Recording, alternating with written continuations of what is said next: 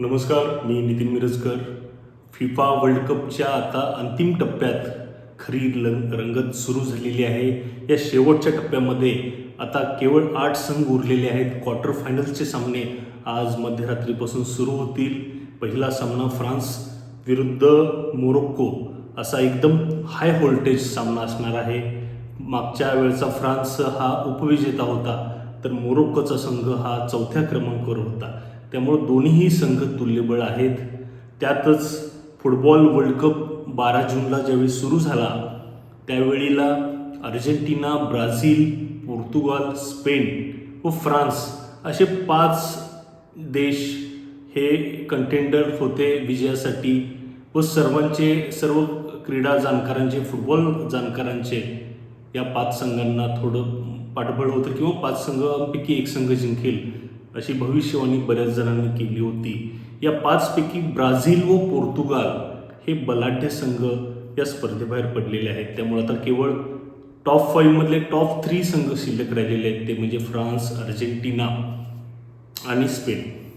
आता या 3 संघांच्या तोडीला मोरोक्को, त्याचबरोबर डार्क हॉर्स या स्पर्धेत राहिलेला तो म्हणजे नॉर्वेचा संघ, त्याचबरोबर तुल्यबळ असा व्यावसायिक फुटबॉलमध्ये अग्रेसर असा देश इंग्लंड, बेल्जियम व आपली पहिल्यांदाच ऐतिहासिक कामगिरी करणारा स्वित्झर्लंड असे एकूण 8 संघ या स्पर्धेत आता राहिलेले आहेत.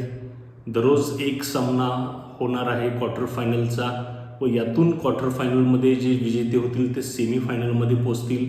पहिला सामना अर्थात फ्रान्स विरुद्ध मोरोक्कोचा आहे.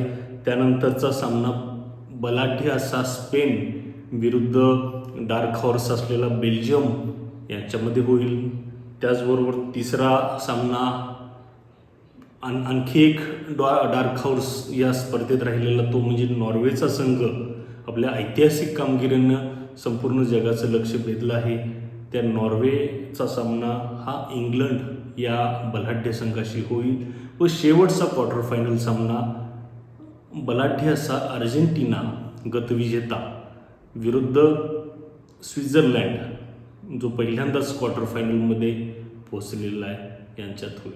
त्यामुळं आता या फुटबॉल वर्ल्ड कपचे शेवटचा टप्पा आता सुरू झालेला आहे. खरी रंगत आता सुरुवात होईल. या स्पर्धेत पहिल्यांदाच 48 इतके संघ खेळवले गेले.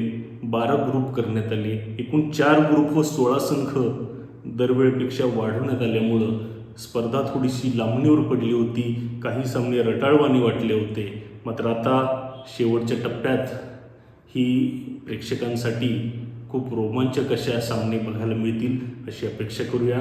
त्याचबरोबर या 23व्या वर्ल्ड कपमध्ये आधी जिंकलेले जे आहेत देश त्यांच्यातला कोण विजेता होतो की नवा एखादा देश विजेता होईल हे देखील आपल्याला एक इंटरेस्टिंग असेल पाहणं.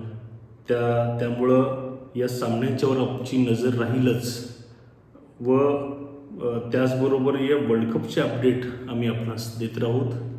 भेटूया पुढच्या भागामध्ये. तोपर्यंत आमचं चॅनेल अजूनही सबस्क्राईब केलं नसेल तर जरूर सबस्क्राईब करा. आमचे व्हिडिओज लाईक करा.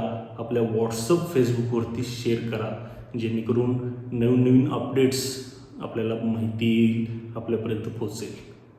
भेटूया पुढच्या भागामध्ये. तोपर्यंत धन्यवाद.